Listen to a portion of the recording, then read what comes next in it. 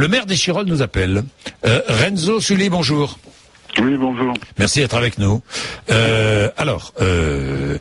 à l'heure, il y a un auditeur qui est d'Échirolles qui nous a parlé d'impunité et d'achat de la paix sociale par les élus, pas vous particulièrement, mais tous les élus qui se sont succédés à Échirolles depuis des années.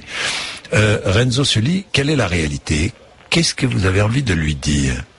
Oui, j'ai envie de rien lui dire à lui personnellement, parce que les gens qui téléphonent de manière anonyme comme ça pour déverser leurs sentiments, certes, ils ont le droit de penser ce qu'ils veulent, mais je trouve pas sain qu'on puisse raconter n'importe quoi de cette manière, pas simplement sur la ville d'Échirolles. J'ai entendu quelques propos qui prenaient la ville de Grenoble, la ville de Fontaine, voilà, en stigmatisant ces villes où on achetait la paix sociale, où la délinquance, la terreur régnerait. C'est absolument pas la réalité, et en tout cas c'est pas la réalité qui a été vécue ces derniers jours par l'ensemble de la population, même s'il y a eu ce drame innommable auquel nous avons été confrontés. Ça traduit pas, je dirais, une situation ou en tout cas un délitement de la société dans nos communes. Et c'est pour ça que je me suis permis de vous appeler. Mais vous avez raison. Laisser des propos de ce type-là se déverser de cette façon-là. Qu'Échirolles soit une ville populaire comme il y a à Grenoble ou à Fontaine, je crois pas. En tout cas, je vais pas parler au nom de mes autres collègues, mais c'est pas du tout, je dirais, réduire nos villes à ça, réduire nos villes à un événement tragique comme celui-là. Ce sont des villes qui sont des villes dynamiques. Il suffit d'y venir à Échirolles. Il suffit de regarder le développement de la ville. Il suffit de regarder l'implication de la vie associative. Et c'est pas du tout la stratégie de la ville que d'acheter la paix sociale. Non, c'est de traiter les problèmes qui existent aujourd'hui à Échirolles comme ailleurs, parce qu'il en existe. C'est de réclamer depuis des années des forces de police supplémentaires, c'est de réclamer des moyens supplémentaires liés à la politique de la ville, à l'éducation, à la médiation, à permettre à nos jeunes de mieux accéder à l'emploi. Mais je veux dire, ramener ça à ce type de comportement, non. Je veux dire, on est plus intelligent que le monsieur qui vous a téléphoné. Voilà. Non mais Renzo Sully, je comprends. Ben, je comprends. Hein. Vous faites des efforts. La police fait des efforts. Tout le monde fait des efforts. C'est évident. Malheureusement, il y a des drames comme cela qui se produisent. Alors vous allez me dire, ça se produit pas tous les jours. C'est exceptionnel. Heureusement que c'est exceptionnel. Oui, Renzo Sully. Mais moi, j'entends les témoignages, et vous aussi, les témoignages des habitants qui disent que parfois, c'est vrai que les conditions de vie se sont dégradées.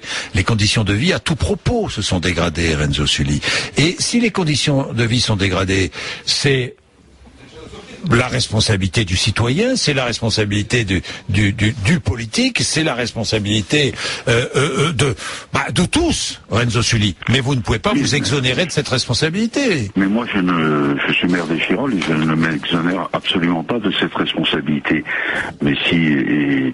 Est-ce que les conditions de vie se sont dégradées, Renzo Sully? Je ne m'exonère pas du débat avec qui que ce soit, et en particulier les habitants, oui. Mais je ne veux pas exonérer le monsieur qui vous a téléphoné des propos qu'il tient. Parce que si les conditions de vie sont dégradées et s'il y a une plus grande précarisation dans la société française en général, oui, tout à fait. Et à Échirolles, comme ailleurs. À Échirolles comme ailleurs. Je veux dire, quand on regarde le nombre de demandeurs d'emploi, le fait que dans un certain nombre de nos quartiers, 40% des jeunes n'arrivent pas à trouver du travail, on peut pas considérer que c'est le progrès social. Et que ça fait partie d'un débat, tout à fait. J'ai aucun problème sur cet aspect-là. Mais ramener ça, comme ça a été ramené dans les propos de votre interlocuteur tout à l'heure, au fait que ce sont les élus locaux qui laisseraient faire, qui achèteraient la paix sociale, qui seraient lexistes, qui laisseraient faire la violence, alors ça, non. Non, et non. C'est ça qui m'a fait réagir. C'est pas le fait qu'on puisse avoir un débat contradictoire sur ces aspects-là. J'ai rencontré le président de la République, j'ai rencontré... Qu'est-ce que vous lui avez dit, Renzo Sully ?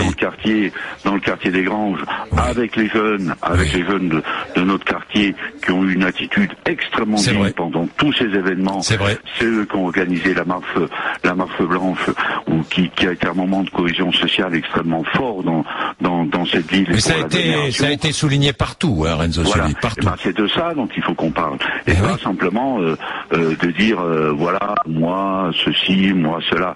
Non, le nombril de certains ou les opinions politiques de certains, elles doivent s'exprimer dans une démocratie, j'ai aucun problème, mais qu'on permette de ne pas ramener, je dirais, l'ensemble de notre jeunesse, de nos quartiers populaires ou de la ville d'Échirolles, à ça. Voilà, c'est ça qui m'a indigné. Non, vous avez entièrement raison, là. Renzo Sully. J'ai pas envie de faire de récupération, j'en ai pas fait. J'ai pris aucune position, je veux dire, par rapport à mes convictions politiques. Il y a un temps qui est le temps du deuil, de l'accompagnement mis, c'est ce qu'on a voulu faire.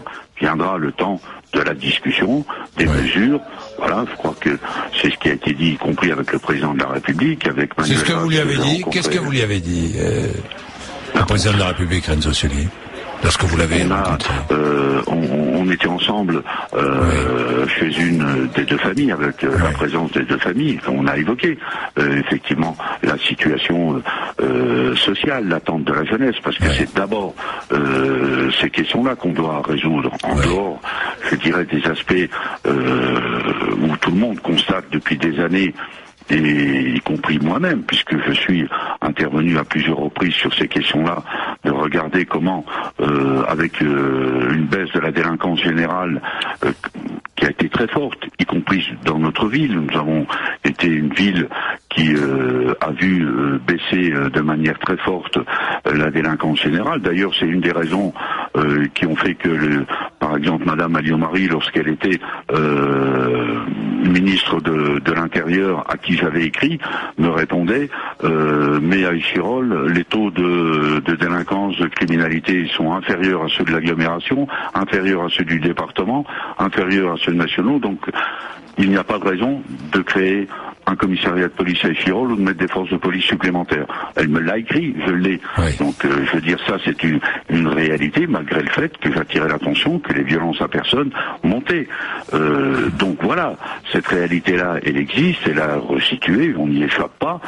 Échirolles, c'est pas le Texas, comme certains disent. Vous savez que j'ai vécu, moi. Parce que si c'était le Texas, il y aurait des puits de pétrole et sans doute on aurait un peu plus de moyens pour mener nos politiques de solidarité. Voilà. Alors, il faut connaître la géographie. Vous savez que j'ai vécu, moi, à Échirolles, il y a bien longtemps, il y a 40 ans, mais enfin bon. Il y a 40 ans, Échirolles, c'était c'était une toute petite commune, presque un village encore. C'est vrai. Non, mais c'est vrai. Il y a combien d'habitants maintenant à Échirolles? Il y a 36 000 habitants. 36 000 habitants, ouais. Merci à vous. Voilà, monsieur. Merci d'avoir appelé. Merci. Au revoir.